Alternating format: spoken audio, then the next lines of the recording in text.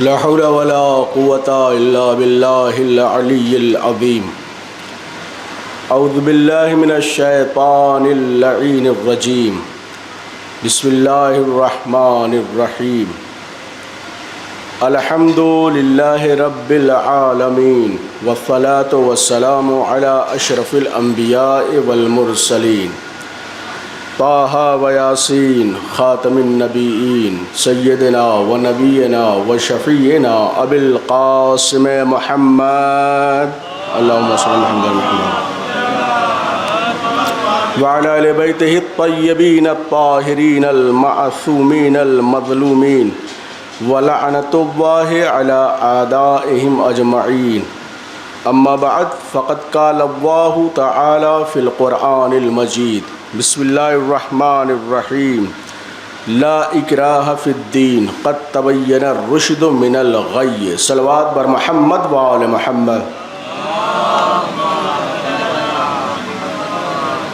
اب حضرات سے گزارش ہے ایک بار سورہ حمد 3 بار سورہ توحید کی تلاوت فرما کر شہدائے کربلا و اسیران کربلا کی پاک روحوں کو ایصال فرما دیں. بسم اللہ الرحمن الرحیم.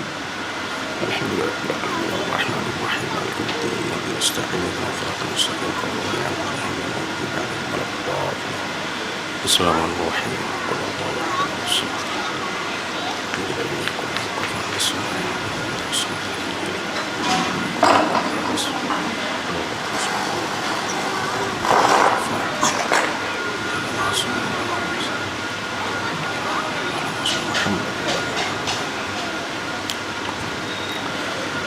صلوات بر محمد و آل محمد. اللہم صلی محمد و آل محمد. بزرگان محترم، ماتمداران سید الشہداء، سوگواران امام مظلوم کربلا، یہ شب داری جس کا 21واں دور ہے.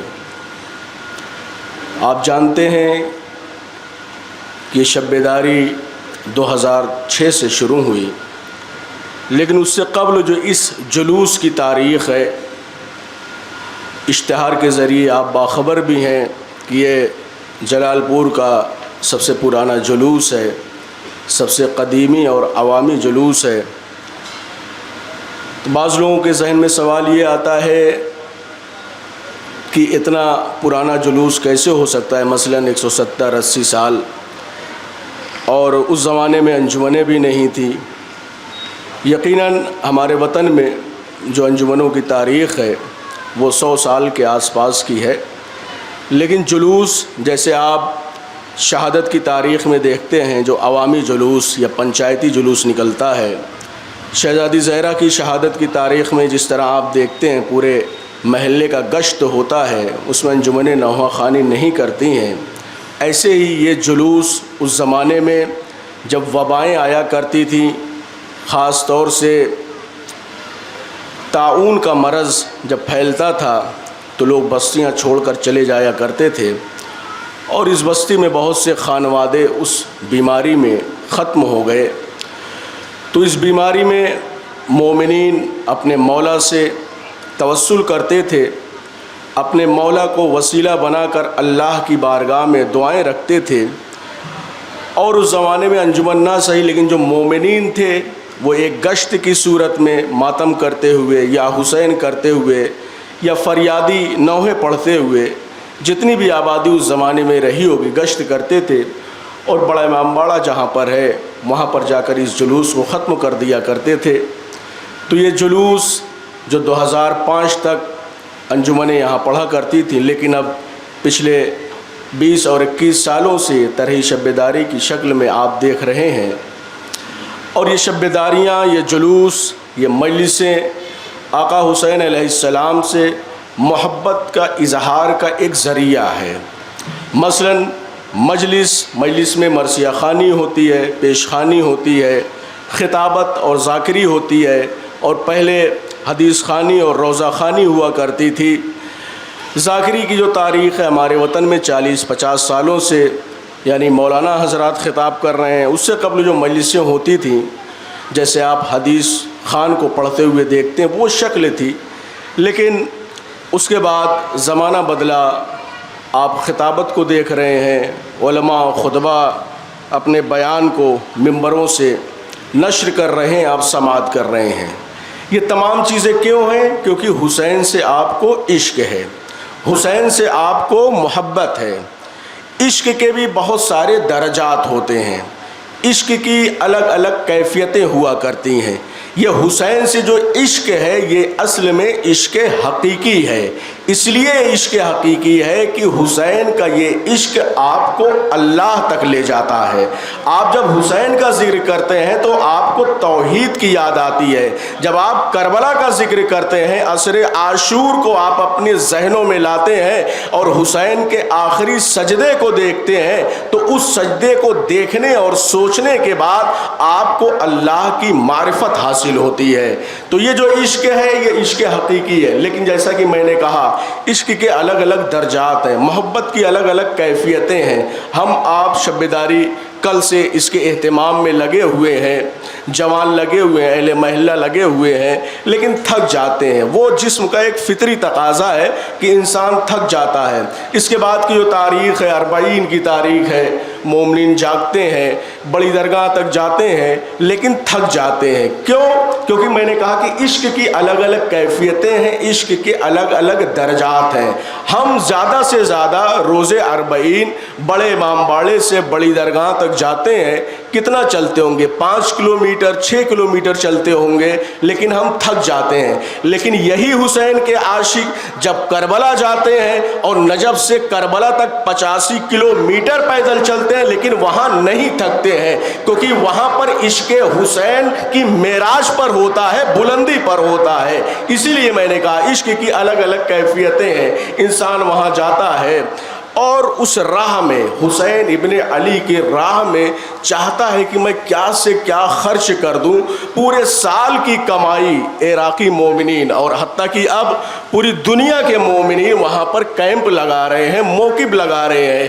ہندوستان کے کیمپ ہیں، پاکستان کے کیمپ ہیں، اور اس کے علاوہ یورپ میں رہنے والے جو مومنین ہیں ان کے خیمے نجف اور کربلا کے درمیان لگ رہے ہیں۔ ایرانیوں کے خیمے ہیں، عراقیوں کے خیمے ہیں۔ یہ عراقی مومنین، یہ ایرانی مومنین، یہ پورے سال جب کماتے ہیں، اپنے روزگار میں جب مصروف رہتے ہیں، تو یہ اپنے ذہن میں رکھ کر چلتے ہیں کہ ہمیں 40 پر زائرین امام حسین پر خرچ کرنا ہے۔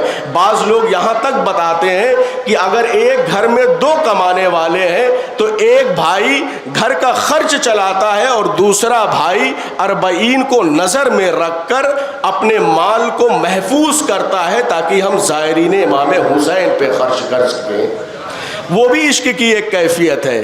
زائر جو جاتا ہے، چاہے ہندوستان کا ہو یا کسی اور ملک کا ہو، وہ اپنے آپ کو حسین علیہ السلام پر قربان کرنے کی کوشش کرتا ہے۔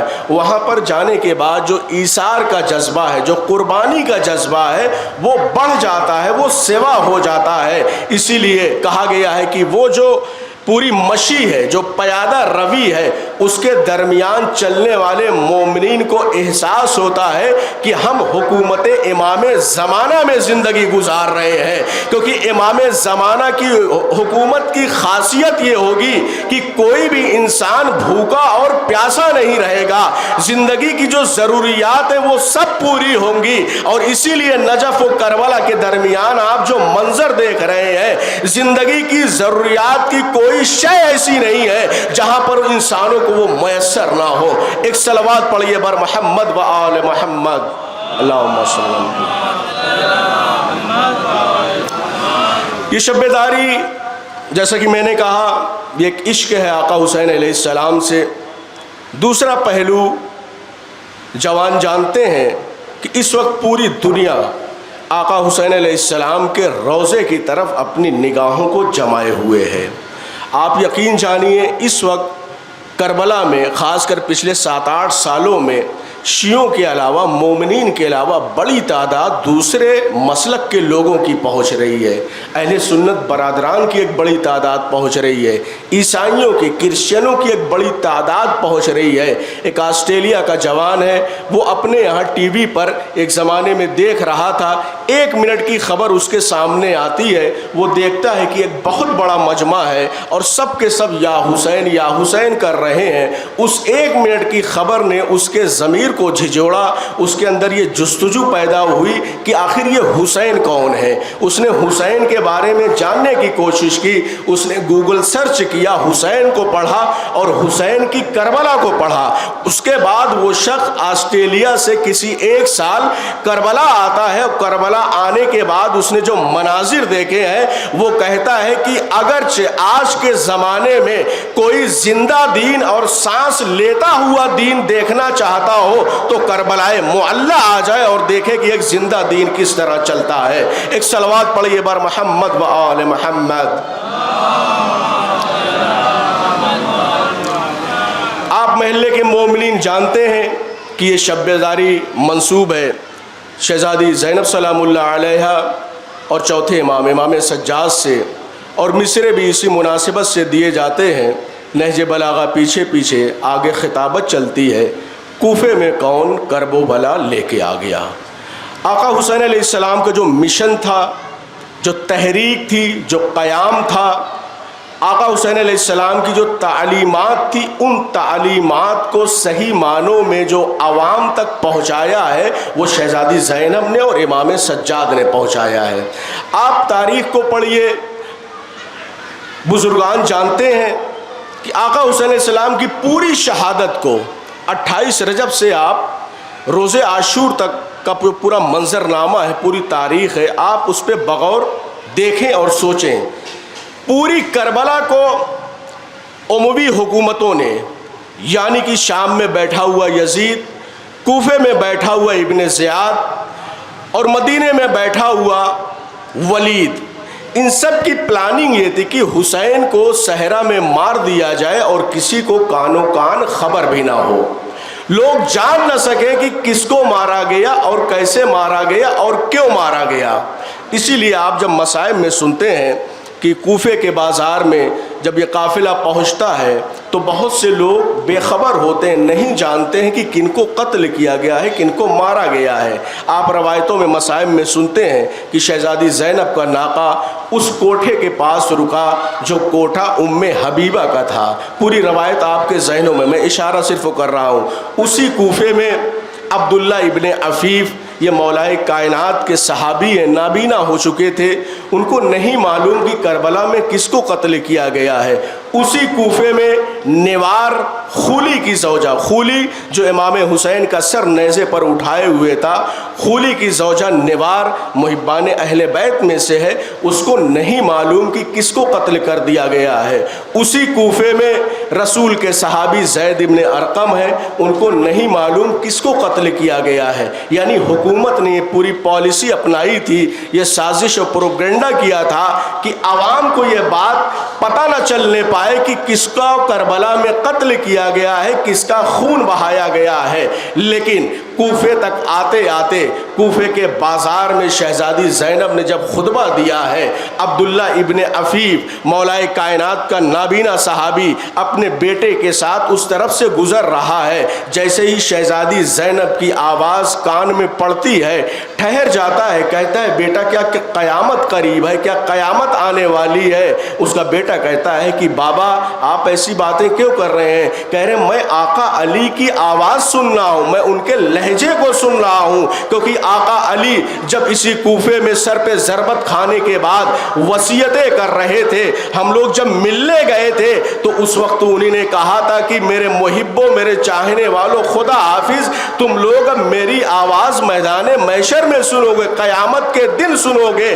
لیکن شہزادی زینب کا جو خطبہ بازار کوفہ میں ہو رہا ہے، عبداللہ ابن عفیف ٹھہرتے ہیں اور کہتے ہیں بیٹے سے معلوم کرو یہ کون ہے، یہ کون بول رہا ہے؟ ان کا بیٹا معلوم کرنے آتا ہے، پتہ چلتا ہے کہ یہ زینب بنت علی ہے، یہ علی کی بڑی بیٹی زینب بول رہی ہے۔ جا کے اپنے بابا کو بتاتے ہیں کہ بابا یہ علی نہیں بول رہے ہیں بلکہ یہ علی کی بیٹی زینب بازار میں خطبہ دے رہی ہے۔ عبداللہ ابن عفیف آنسو بہاتے ہیں کہ علی کی بیٹی اور بازار میں خطبہ دے رہی ہے، کیسا وقت آ گیا ہے؟ مگر یہ وقت وہ تھا جب زینب پہ ذمہ داری تھی کہ اپنے بابا کی شہادت کو عوام تک پہنچائے اور لوگوں کو بتائے کہ میرے بھائی کا جو مشن ہے، میرے بھائی کی جو شہادت ہے، میرے بھائی کا جو خون ہے جسے ظالموں نے دبانا چاہا، ختم کرنا چاہا، وہ خون کسی صورت دبے گا نہیں، بلکہ یہ انقلاب دن بدن بڑھتا جائے گا۔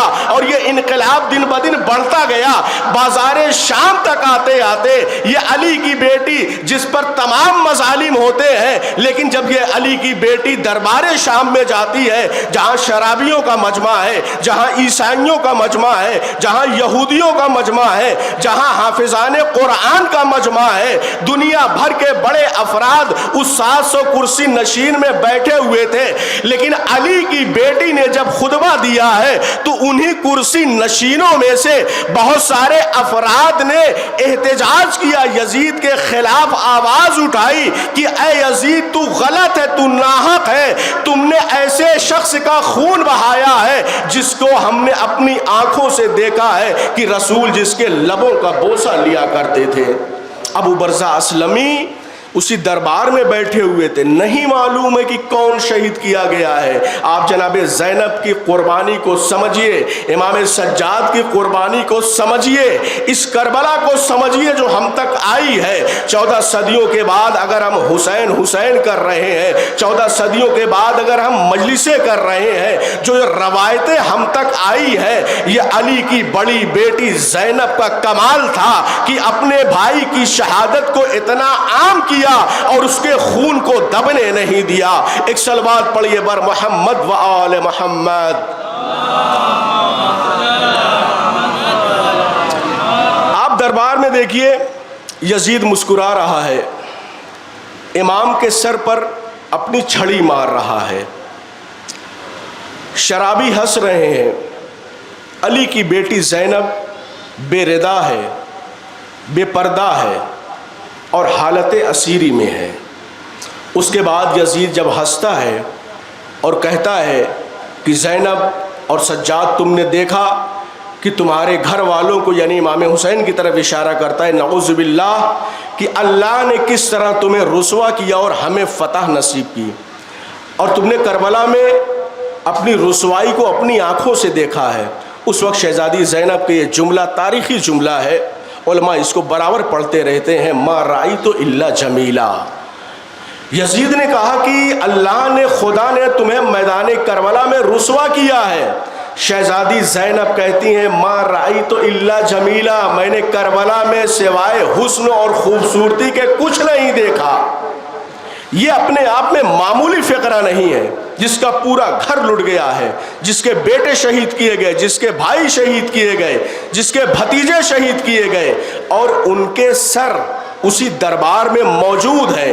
ایک خاتون کا، ایک حاکم سے آنکھوں میں آنکھیں ڈال کر اس طرح باتیں کرنا، یہ علی کی بڑی بیٹی کا کمال تھا۔ اور اس کے بعد امام سجاد بار بار کہہ رہے ہیں کہ حاکم مجھے اتنی اجازت دے دے کہ میں ممبر پر جاؤں، ان لکڑیوں کے ڈھیر پر جاؤں اور میں کچھ بیان کروں، میں کچھ کہنا چاہتا ہوں۔ یزید اجازت نہیں دے رہا۔ یزید تو جانتا ہے، پہچانتا ہے کہ علی ابن الحسین کون ہے، ان کا خاندان کون سا ہے، یہ کس کا بیٹا ہے، یہ کس کا پوتا ہے۔ یعنی بنو ہاشم کی جو فصاحت ہے، بنو ہاشم کی جو شجاعت ہے، بنو ہاشم کا جو مرتبہ ہے، یہ یزید نحس پہچان رہا ہے، اجازت نہیں دے رہا ہے۔ اور یزید اسی دربار میں بیٹھا ہوا رسول کا مذاق اڑا رہا ہے، قرآن کا مذاق اڑا رہا ہے، وحی الہی کا مذاق اڑا رہا ہے۔ لیکن تھوڑی دیر بعد جب امام سجاد کو ممبر پر لکڑیوں کے ڈھیر پر جانے کا موقع ہاتھ آیا، یہ موقع اس لیے ہاتھ آیا کہ وہ جو درباری بیٹھے ہوئے تھے، وہ جو کرسی نشین بیٹھے ہوئے تھے، ان لوگوں نے اصرار کیا کہ لاغر و بیمار انسان ہے، بیڑیوں میں ہتکڑیوں میں جکڑا ہوا ہے، اگر کچھ کہنا چاہتا ہے تو کہنے دے، ممبر پر جانے دے۔ امام سجاد جب ممبر پر جاتے ہیں اور امام سجاد نے جب اپنا تعارف کرایا ہے، امام سجاد اس وقت تو روئے نہیں ہے، امام سجاد نے اس وقت مصائب نہیں پڑھا ہے، بلکہ کہا کہ رسول ہمارے خاندان سے ہے، تیار ہمارے خاندان سے ہے، صدیق ہمارے خاندان سے ہے۔ ہمارا خاندان وہ ہے جن کی محبت مومنین کے دلوں میں رکھی گئی ہے، اب اس کے بعد جب امام اپنا تعارف کراتے ہیں تو ڈائریکٹ یہ نہیں کہہ رہے کہ میں حسین کا بیٹا ہوں، میں علی کا پوتا ہوں، بلکہ کہتے ہیں کہ دربار والوں سن لو، میں حجر اسود کا بیٹا ہوں، میں کعبے کا بیٹا ہوں، میں صفا و مروہ کا بیٹا ہوں۔ اور جب یہ فضیلت امام گناتے جا رہے ہیں، دربار حیران و پریشان ہے کہ ہم کیا سوچ کے بیٹھے تھے، لیکن یہ خاندان رسول ہے، یہ رسول کا بیٹا ہے، یہ رسول کا نواسا ہے۔ اب اس کے بعد یزید کا بس نہیں چل رہا ہے، ایسے موقع پر یزید نے مؤذن سے کہا کہ اذان دو تاکہ امام کا خطبہ رک جائے۔ جیسے اس نے اذان شروع کی ہے، جیسے ہی اس نے مؤذن نے اذان شروع کی، امام سجاد فقرے کو دہرا رہے ہیں، لیکن جیسے ہی مؤذن اشہد ان محمد رسول اللہ پہ پہنچتا ہے، امام مخاطب ہوتے ہیں کہ یزید تو بتا، ابھی تو اسی دربار میں کہہ رہا تھا ہم جیت گئے ہیں، لیکن دیکھ لے تیرے ہی دربار میں میرے نانا کا کلمہ پڑھا جا رہا ہے، بتا تو جیتا یا ہم جیتے ہیں؟ ایک صلوات پڑھیے بر محمد و آل محمد۔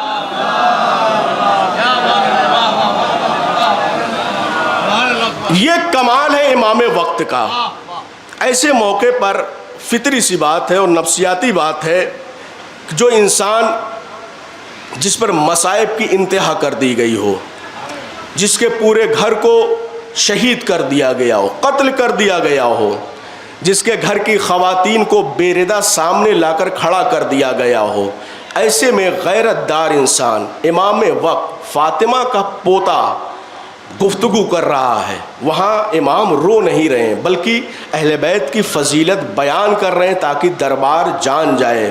اور اسی دربار میں ایک مجوسی جس کا تعلق جناب داؤد کی نسل سے تھا، راس الجالوت اس کا نام ہے، کہتے ہیں کہ اس نے بھی اسی دربار میں احتجاج کیا۔ یزید سے یہ راس الجالوت کہتا ہے کہ تم نے اپنے نبی کے نواسے کو قتل کیا ہے، اور میں جس علاقے کا رہنے والا ہوں لوگ مجھے جانتے ہیں کہ میں داؤد کی نسل سے ہوں، تو لوگ میرا احترام کرتے ہیں، میرے پیروں کی خاک کو اٹھا کے اپنے سروں پر رکھتے ہیں، اور تم نے جو براہ راست حسین محمد سے ہے، نسلوں کا فرق بھی نہیں ہے، اس حسین کو قتل کر دیا۔ اور اسی لیے بعض علماء بیان کرتے ہیں کہ راس الجالوت کو بھی اسی دربار میں جلاد کے ذریعے قتل کروا دیا گیا، لیکن جیسے ہی حکم ہوا کہ راس الجالوت کو قتل کیا جائے تو فوراً یہ کہتا ہے میں نے خواب میں دیکھا تھا کہ ایک نورانی شخصیت آئی ہے اور مجھے جنت کی بشارت دے رہی ہے۔ میں نے پوچھا آپ کون ہیں، یہ آنے والے بزرگ آپ کون ہیں؟ وہ فرماتے ہیں کہ میں مسلمانوں کا رسول محمد مصطفیٰ ہوں۔ یہ حیران ہوتا ہے کہ میں مجوسی ہوں، میں داؤد کی نسل سے ہوں، لیکن یہ اپنا تعارف جب کراتے ہیں رسول کہ میں محمد الرسول اللہ ہوں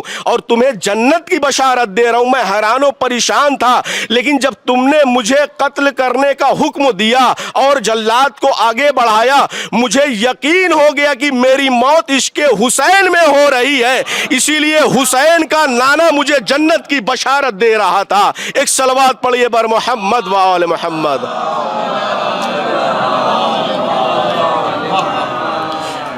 ایک اور صلوات پڑھ دیئے بر محمد و آل محمد۔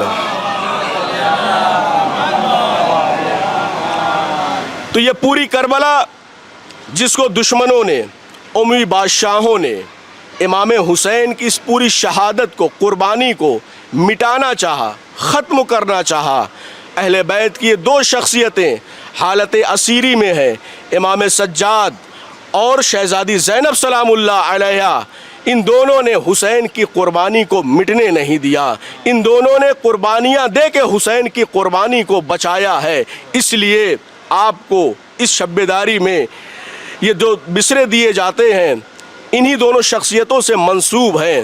کوفے کے مصائب الگ ہیں، شام کے بازار کے مصائب الگ ہیں، لیکن ان بیویوں میں ایک صلوات پڑھ دیئے بر محمد و آل محمد۔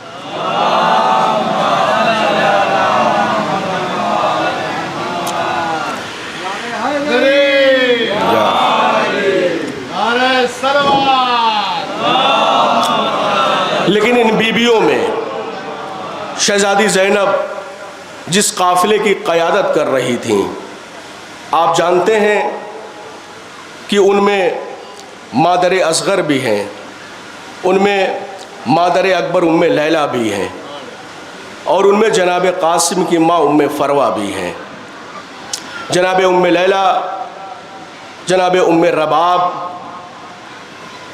یہ آقا حسین کی شریک حیات ہے۔ اور ان بیویوں نے جو قربانی دی ہے، جس انداز سے دی ہے۔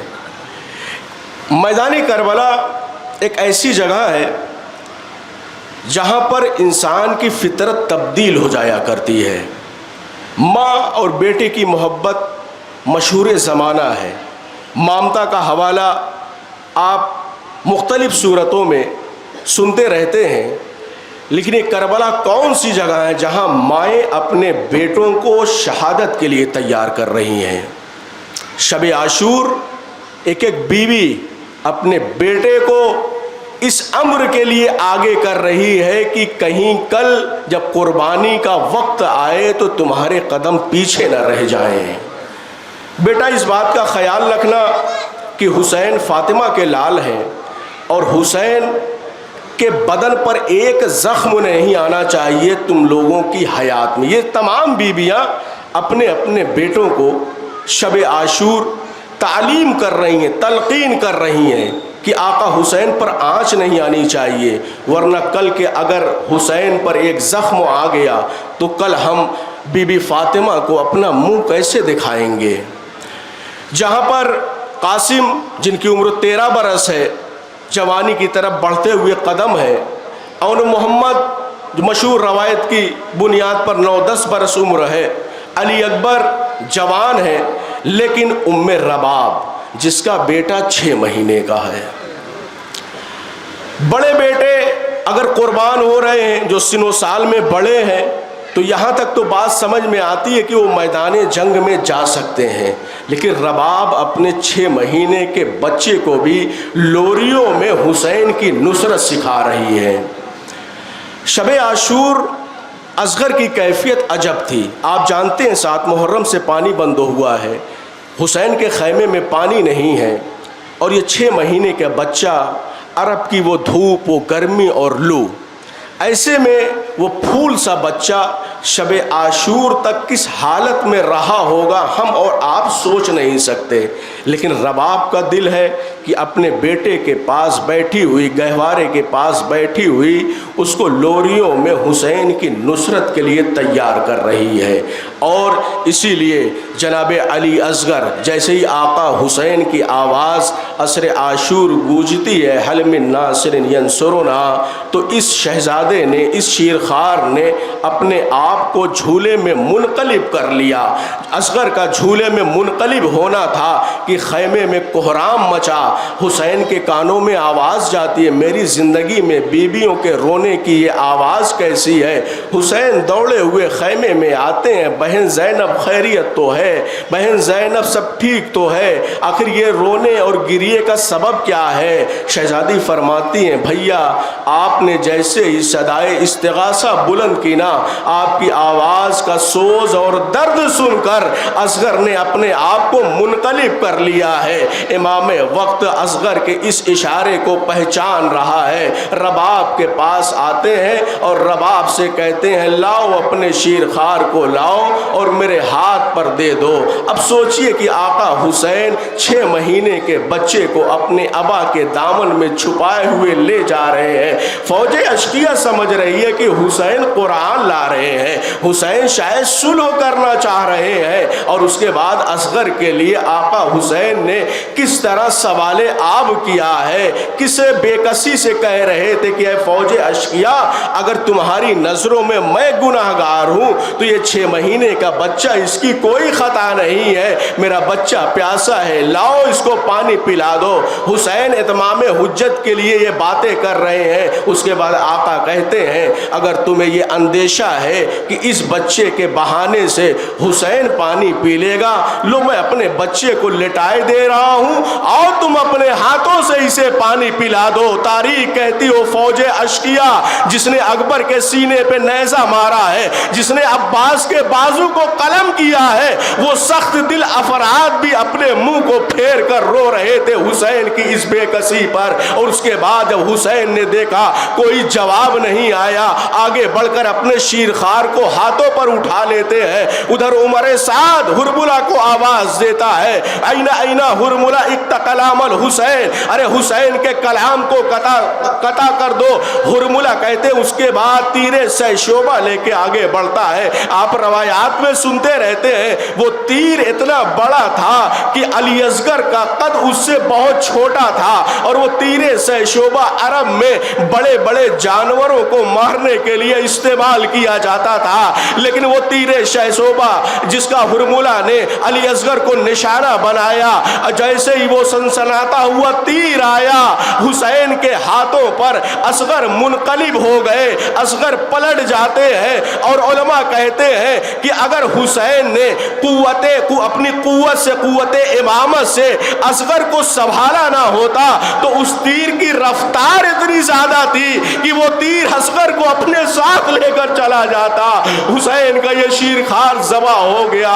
اجرکم اللہ عزاداران مظلوم کربلا، آپ تصور کیجئے کہ حسین کیا سوچ کر خیمے میں اب جائیں اور رباب کو کیا جواب دیں۔ اسی لیے خیمے کے قریب جب آقا حسین پہنچتے ہیں تو ان کے قدم ٹھہر جاتے ہیں۔ آپ روز عاشورہ جو اعمال بجا لاتے ہیں، انا للہ و انا الیہ راجعون، رضم بقضائہ و تسلیما لامرہ کا فقرہ یہ آقا نے اسی وقت پڑھا تھا جب اصغر کی لاش کو خیمے کے قریب لے کر پہنچے تھے۔ حسین کبھی خیمے کے در تک جاتے تھے پھر پیچھے پلٹ آتے تھے، اور حسین کے ذہن میں تھا کہ میں رباب کو کیا جواب دوں گا۔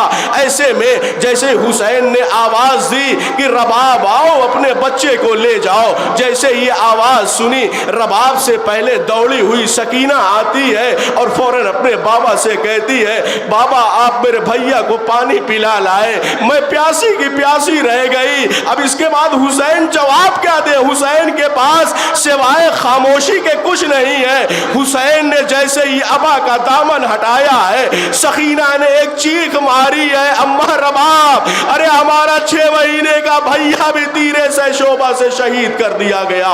اجرکم علی اللہ عزاداران مظلوم کربلا، منزل بہت سخت ہے۔ علماء کہتے ہیں کہ امام حسین کی یہ زوجہ ام رباب بہت کم گو تھی، خاموش رہا کرتی تھی، اور خصوصیت سے عصر عاشور کے بعد یہ بی بی اپنے آنسوؤں کو اپنی زبان بنائے ہوئے تھی۔ جب یہ اہل حرم کا لٹا ہوا قافلہ دربار کوفہ میں پہنچتا ہے، ابن زاد بیویوں کا تعارف کروا رہا ہے۔ جیسے ام رباب کا نام سنا، ملعون کہتا ہے کہ میں نے سنا ہے کہ حسین تمہیں بہت چاہتے تھے اور حسین کو تم بھی بہت چاہتی تھی، کیا تم حسین سے ملنا چاہتی ہو؟ کیا تم حسین سے ملاقات کرنا چاہتی ہو؟ رباب کہتی ہیں کیوں نہیں، میں اپنے آقا سے ملنا چاہتی ہوں، اس لیے ملنا چاہتی ہوں کہ جب میرا والی و وارث عصر عاشور آخری رخصت کے لیے آیا تھا، میں بیویوں کے حلقے میں کھڑی ہوئی تھی، میں اس انتظار میں تھی کہ میرا والی و وارث میرے خیمے میں آئے گا اور مجھ سے رخصت ہوگا،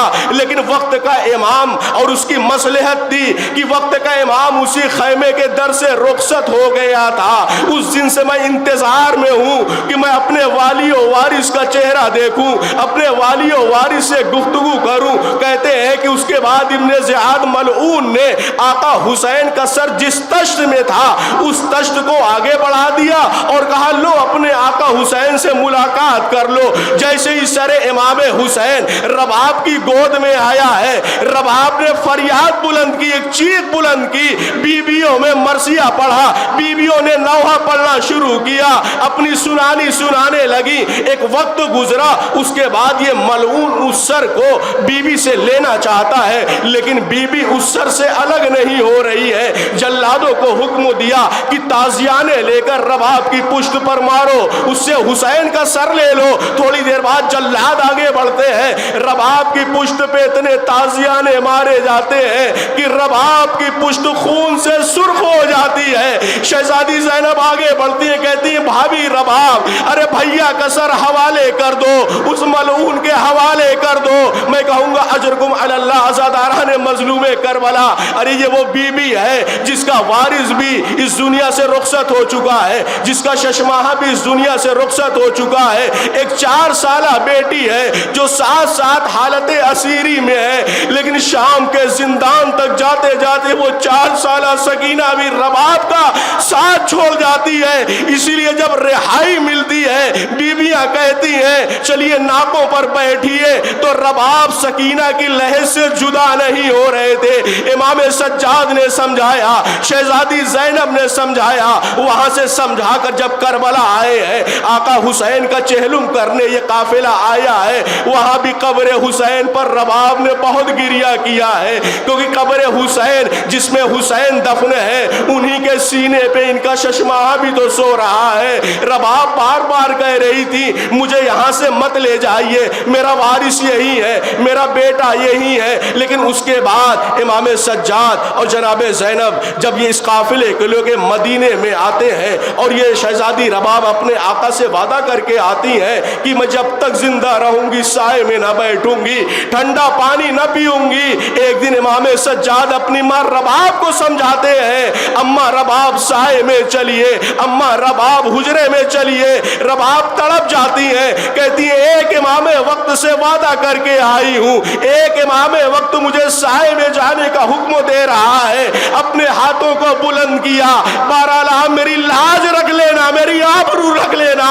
تھوڑی دیر بعد وہیں پر رباب کے جسم سے روح پرواز کر جاتی ہے۔ کہتے ہیں کہ جب رباب کو غسل کے لیے لے جایا گیا ہے اور جب لباس کو جدا کیا جانے لگا ہے، ارے تو اس لباس کے ساتھ ان کے ششمائے کے جھولے کی کچھ لکڑیاں، کچھ نشانیاں ان کے پہلو سے برآمد ہوئی، یعنی رباب اصغر کے بعد ارے اس کی نشانی کو لیے ہوئے گریہ کرتی رہتی تھی، روتی رہتی تھی، مرثیہ پڑھتی رہتی تھی، والی اصغرا واہ حسینہ کی صدائے بلند کرتی رہتی تھی۔